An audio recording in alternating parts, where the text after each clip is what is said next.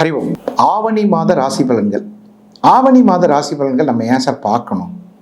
அது என்ன அவ்வளோ முக்கியமா அப்படின்னு கேட்டால், காலபுருஷனினுடைய 5வது ராசிக்கு 5வது இடத்து அதிபதி சூரியன் வரக்கூடிய காலத்துக்கு பேர் தான் ஆவணி மாதம்னு பேர்.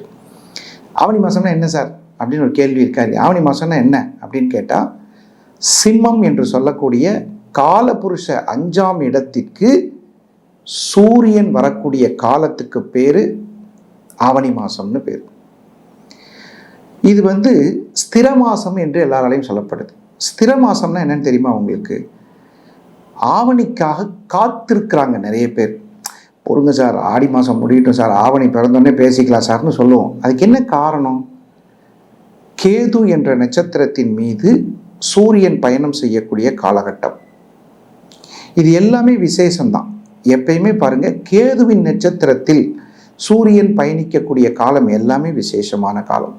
ஒன்று சிம்மத்தில், ஒன்று தனுசில் மூலத்தில், மேலே மேசத்தில் அஸ்வினியில். ஸோ இது எல்லாமே சிறப்பான மாதங்கள். ஒவ்வொரு மாதத்திற்கும் ஒரு சிறப்பான பலன் உண்டு. அந்த ஆவணி மாதத்தில் சிறப்பு என்னன்னு கேட்டால், நம்ம டோட்டலாக இந்த உலகத்தில் சார் ஒரு விஷயத்தை பார்க்க முடியும், ஒரு கிரகத்தை காமிங்க சார் அப்படின்னா சூரியன் என்ற கிரகத்தை பார்க்கக்கூடிய ஒரு அமைப்பு எல்லாத்துக்குமே இருக்குது. சூரியன் எல்லாராலையும் பார்க்க முடியும். அந்த சூரியனுடைய சொந்த வீடான சிம்மத்தில் ஆட்சி பலம் பெறுகிறது. அப்போ பொதுவாகவே ஜோசியத்தில் எல்லாரும் என்ன கேட்பாங்கன்னா, சார் தெய்வ பலம் இருக்கான்னு பாருங்கள் சார், குரு பலம் இருக்கான்னு பாருங்கள் சார், ஏதாவது ஒரு தெய்வ பலம் இருந்தால் தான் சார் ஒரு காரியத்தை சாதிக்க முடியும். இந்த உலகத்தில் 2 விஷயம் இல்லைன்னா என்ன இருந்தும் பிரயோஜனம் இல்லை. கர்ணனுக்கு எல்லா விதமான தகுதியும் திறமையும் இருந்து குரு சாபத்தால் அவனால் ஜெயிக்க முடியல. ஒரு வித்தை எப்பொழுது பயன்பட வேண்டுமோ அப்போது பயப்படலை.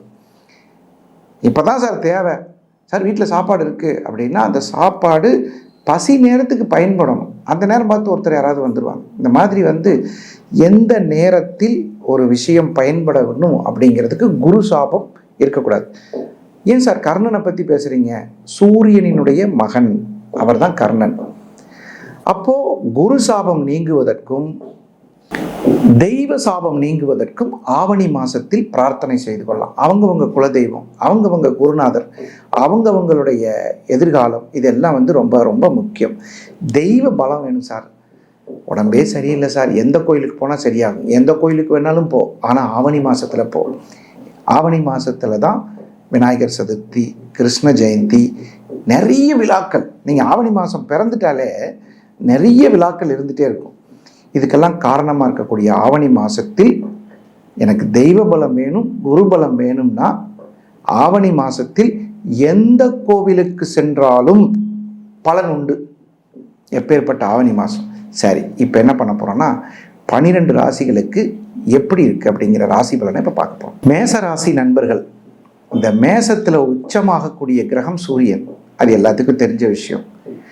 அப்போ மேசத்தில் உச்சமாகக்கூடிய கிரகம் மேசத்திலிருந்து 5வது வீட்டில் போய் உட்காந்துருக்கு.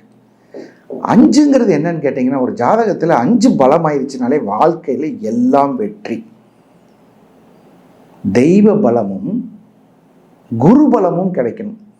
குரு உங்களுக்கு எங்கே இருக்காருன்னா 3ஆம் இடத்துல இருக்கார். ஒரு ஜாதகத்தில் குரு 3ஆம் இடத்துல இருக்கிறது நல்ல விஷயம்தான். ஆனால் அவர் எங்கெல்லாம் பார்வை செய்கிறார், இந்த ஆவணி மாதத்தில் அவர் எங்கெல்லாம் பார்வை செய்கிறார் அப்படின்னு பார்க்கும்போது உங்கள் பாக்கியஸ்தானத்தை பார்வை செய்கிறார். பாக்கியம்னா என்னங்க?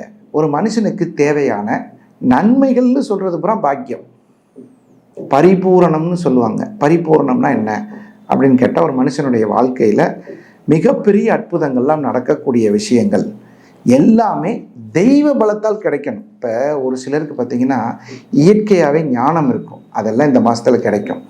2ஆம் இடத்தில் கேது இருப்பவர்களுக்கு அறிவு பலம் அதிகமாக இருக்கும். சிம்மத்தில் கேது இருந்தால் என்ன தெரியுமா சொல்கிறாங்க? சாணக்கிய கேது அப்படிங்கிறாங்க. சிம்மத்தில் இப்போ சூரியன் இருக்காங்க. ஸோ பொதுவாகவே பார்த்திங்கன்னா சாணக்கிய கேதுன்னா என்னங்க அப்படின்னு கேட்டால், சமயோஜித புத்தி படைத்தவர்கள். இந்த மாதத்தில் இவர்கள் செய்யக்கூடிய அனைத்து காரியங்களும் வெற்றி பெறும்.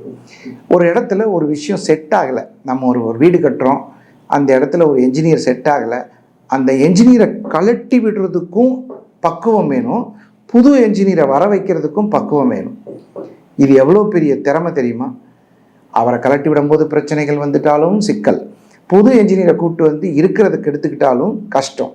ஸோ இந்த திறமை யார்கிட்ட இருக்குன்னா, சிம்மத்தில் கேது படைத்தவர்களுக்கு, மேச ராசிக்காரர்களுக்கு இந்த ஆவணி மாதம் முழுவதும் சிறப்பான பலன்கள் கிடைக்கும். புதிய நபர்கள் வேலைக்கு சேருவதற்கும் புதிய வேலைக்கு சேர்வதற்கும் மிகச்சிறப்பான பலன்கள் உண்டு. அதே மாதிரி குழந்தைகள்லாம் பார்த்திங்கன்னா நல்லா படித்து முன்னேறக்கூடிய ஒரு அமைப்பு இருக்குது. நினைவாற்றலை அதிகப்படுத்தி கொள்வதற்கு அருகில் இருக்கும் ஹயக்ரீவர் கோயில், நம்ம சென்னையில் இருக்கிறவங்களாம் செட்டி புண்ணியம் போவோம், நங்கநல்லூரில் நம்ம ஆஃபீஸ் பக்கத்துலேயே இருக்கக்கூடிய ஹயக்ரீவர் கோயில், லக்ஷ்மி ஹயக்ரீவர் கோயில்னு ஒன்று இருக்குது. ரொம்ப ஜோராக பூஜை நடக்கும். நிஜமாகவே நீங்கள் அப்படி பூஜை பண்ணுற கோவில்களுக்கு போகும் பொழுது மிக அற்புதமான பலன்கள் நடக்கும். எப்பவுமே அங்கே விழா இருந்துகிட்டே இருக்கும். லக்ஷ்மி ஹயவதன பெருமாள்னு சொல்லக்கூடிய ஒரு அற்புதமான பெருமாள் அனுகிரகம் அங்கே சுபிட்சமாக கிடைக்கிது. படிப்பு ரொம்ப முக்கியங்க. படிப்பு இருந்தால் எதையும் சாதிக்கலாம். தெய்வ அனுகிரகம் இருந்தால் அத்தனையும் சாதிக்கலாம். எல்லா இடத்துலையும் உங்களுக்கு பரிபூர்ணமாக அந்த தெய்வ அனுகிரகம் கிடைப்பதற்கு இந்த ஆவணி மாதத்தில் நவ கிரகங்களும் உங்களுடைய குலதெய்வமும் சாதகமாக இருக்கிறது என்பதில் எந்த சந்தேகம் இல்லை.